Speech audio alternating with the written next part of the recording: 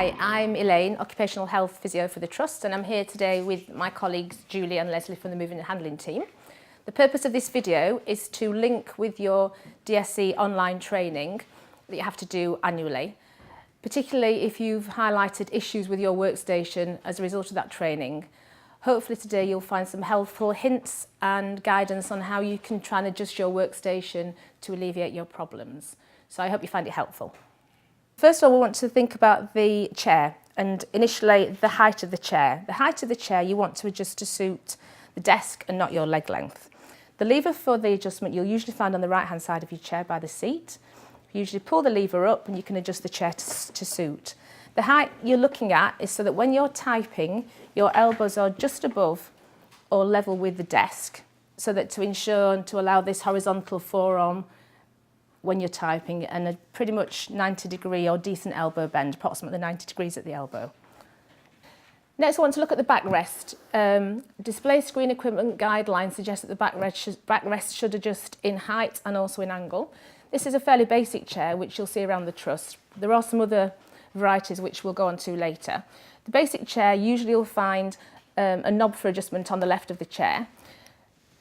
What you need to do is just loosen the knob anti-clockwise, move the chair back up to suit, and then secure again. What you're looking for is for the curve of the seat to fit into your low back curve and to give you that support. So majority of chairs is to adjust the knob here anti-clockwise, push the back of the chair up to suit, and then secure. Next, you want to look at adjusting the backrest angle so that it's in a comfortable position, not too far back but also not too vertical. The lever for this is usually on the right under the seat, in which case you'll release, pull up to release, adjust the backrest to suit, and then Julie, if you'd like to push it down to lock it into position. The angle that you choose should facilitate the 90-degree angle at your elbows when you're sitting close up to your desk. When you've made those adjustments, if you find that your feet aren't on the floor, then you may need to use a footrest.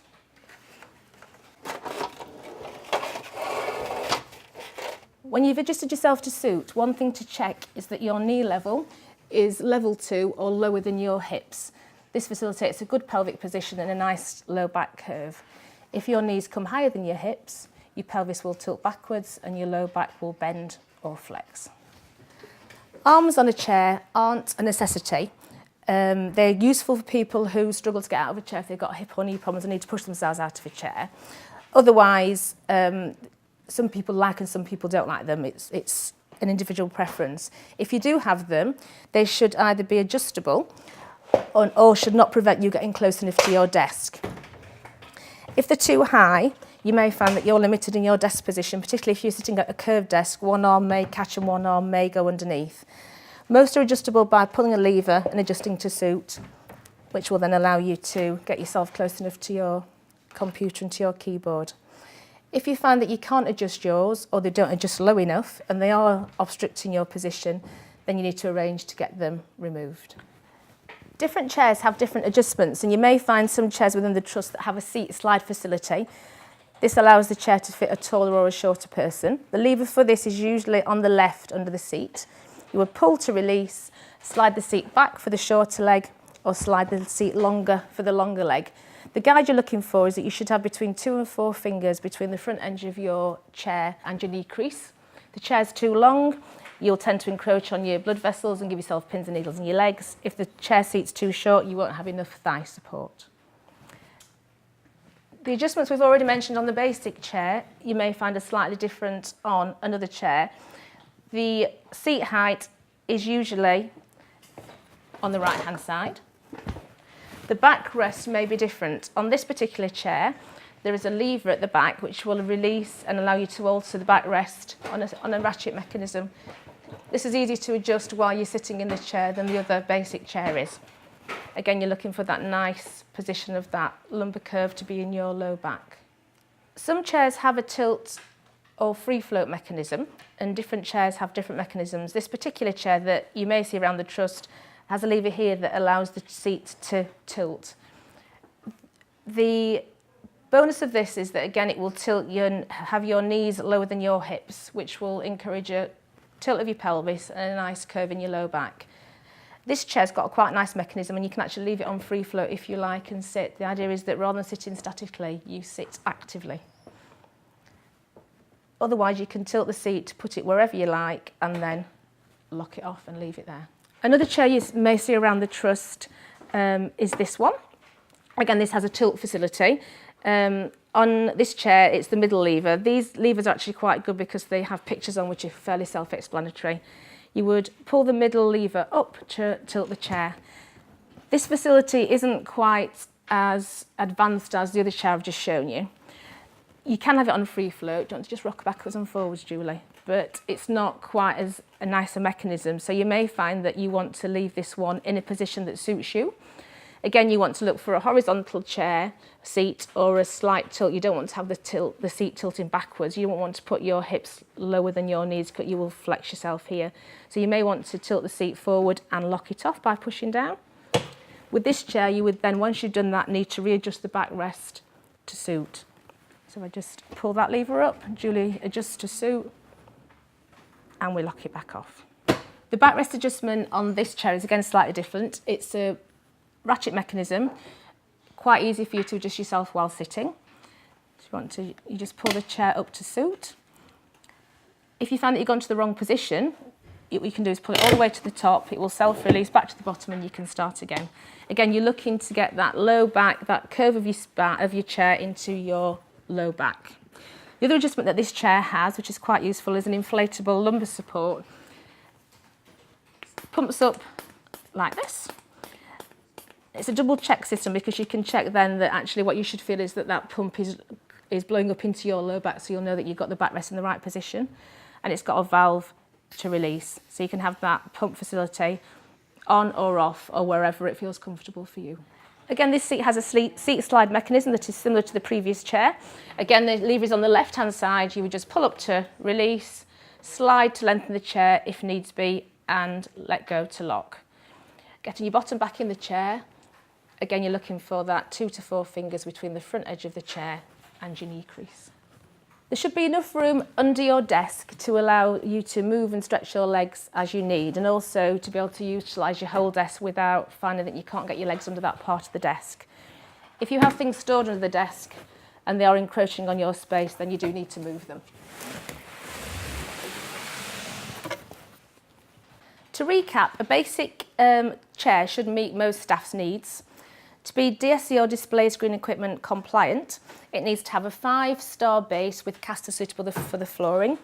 It needs to be able to adjust in height, and also the backrest needs to be able to adjust in angle and also in height. If your chair hasn't got these adjustments, then it doesn't comply with DSC guidelines. And if you find that you'll adjust your chair to suit and it won't stay in place because the mechanism is broken, then again it isn't compliant and you need to speak to your manager. Next, we'd like to talk about the screen, and we're initially about the screen distance. The guidelines suggest that the distance of the screen away from you needs to be about arm's length. This may vary slightly depending on your focus, and some of the software may allow you the capacity to increase the font size if you need to. Screen height will depend on whether or not you wear glasses. If you wear normal reading glasses to use your screen, or you don't wear glasses, ideally you're looking, particularly if you're a touch typist, you're looking for the screen to be at a height whereby, as you're sitting straight in a nice sitting position, you are level with the top of your print or thereabouts.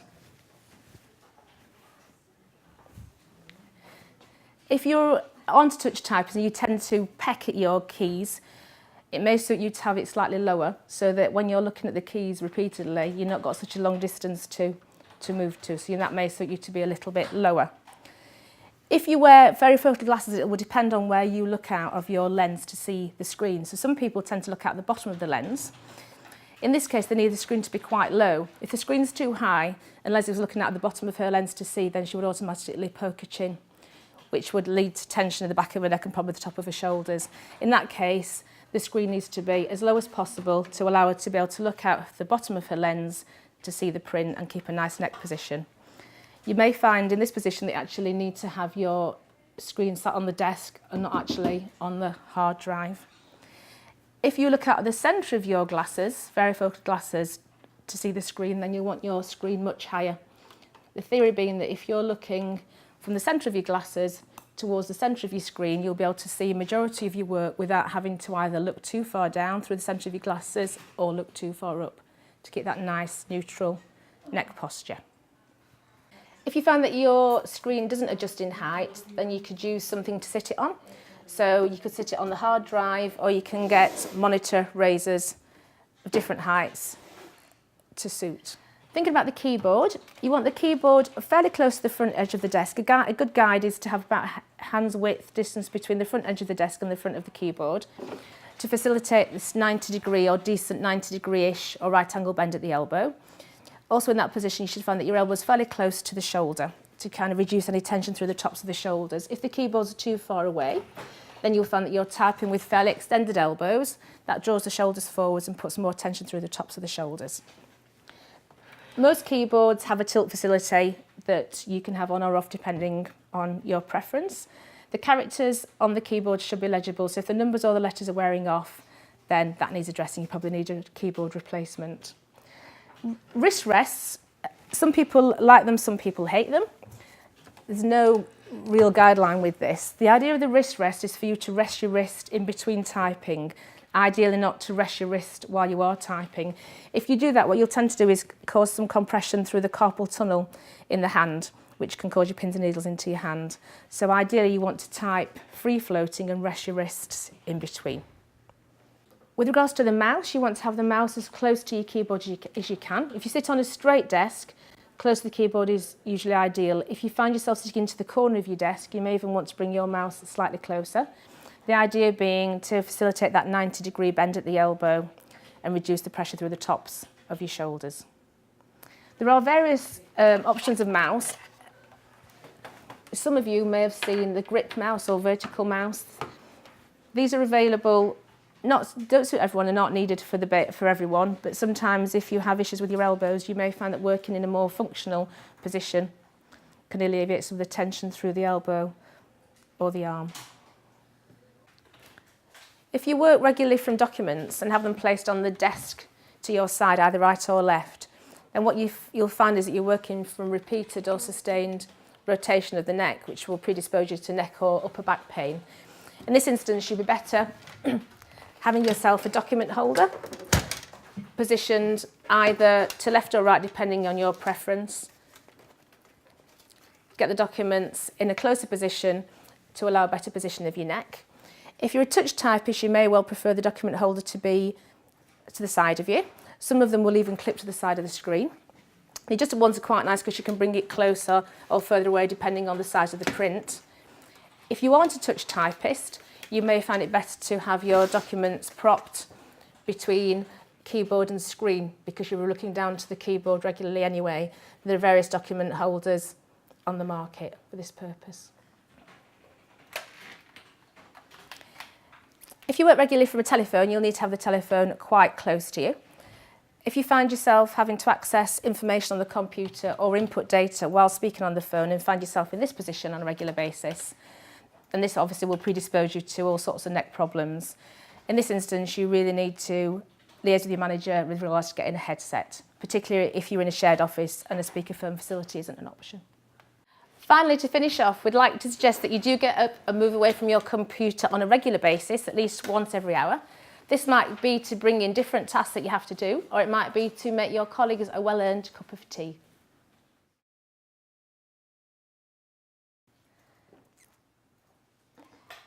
This section is to suggest some exercises to you that you may find useful to do through the day if you are sitting at your desk for prolonged periods.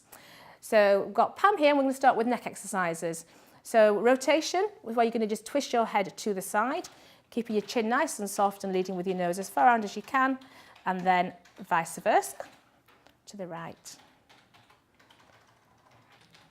And back to centre, lovely. Side bends where you imagine that you're taking your opposite ear up to the ceiling, so you're bending over to one side, trying to keep nice and long through your neck, and vice versa. If you're prone to getting stiff through the day in the top of your back or bottom of your neck, you might find these quite useful.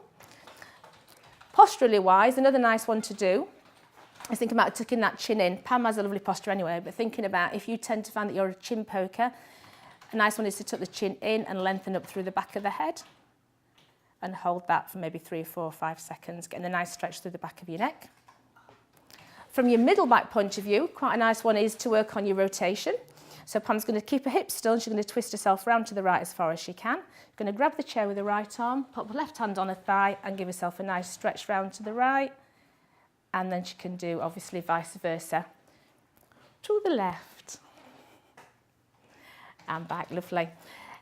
A lot of us tend to find when we're sitting for prolonged periods of time, we get quite flexed in our thoracic spine. So a nice one here is to work on trying to extend through this part of your spine. So imagine a headlight on your chest that you're going to shine up the wall and just try and lift that chest and extend through the back in this area here. Don't worry about poking that chin forwards, just keep that chin tucked in. There. Lovely. And relax off. In standing, you can work on some shoulder movements, or in sitting, but we'll show Pam in standing. So if you want to come with Pam, stand up, Pam. She's going to place her hands behind her back, just place her hands together and reach out and stretch those shoulders. Here, she's not trying to pull the shoulder blades together too far. She's trying to keep them nice and wide and not trying to arch her low back, just trying to apply that stretch through the shoulders. Lovely. And vice versa, you can bring your hands to the front, interlace the fingers, and bring your arms up and over and try and stretch through those shoulders in standing. If you feel that you can extend that into your low back as well if that's comfortable for you to do so. Lovely. Another one for the low back is to put your hands on your bottom. Other way around, Pam, palms forwards. Yeah, so you're just here. And you're going to use your hands to gently push your hips forward so that you extend backwards and arch that low back. So just trying to arch through that low back to apply a stretch to that lumbar spine. And relax off, lovely. And if you can face the camera. Side bend's quite a nice stretch for you. So keeping your left arm by your side, you're going to reach the right hand up to the ceiling and continue as you bend over and slide your left hand down towards the outside of your left knee, trying to keep that pelvis fairly still, get a nice stretch through that trunk and vice versa. If your shoulder's slightly sore and you don't like that, you can do that without bringing the arm up. So just sliding your right hand down to the outside of your right knee, just applying that similar stretch to your low back without bringing that arm into it. And come back off. Another one you might find useful for the low back is to come and stand yourself against a wall. Do you want to go stand against the door? Or a door or a filing cabinet. And stand with your hands at arm's length against the door. Keeping your arms fairly straight, you're going to keep your heels down if you can, and you're just going to let your hips drop forwards. So your arms are standing fairly straight, let your tummy drop towards the door, so you're applying that nice gentle stretch to your low back. You'll also get a nice stretch in your calves as well, unless you've got high heels, in which case you probably won't, and come back off. So you might find those useful. If you find that either one or two or a handful of those are useful, then again, it's probably useful to try and do those a couple of times a day during your work day so that you're not sat in one position for too long. Thank you.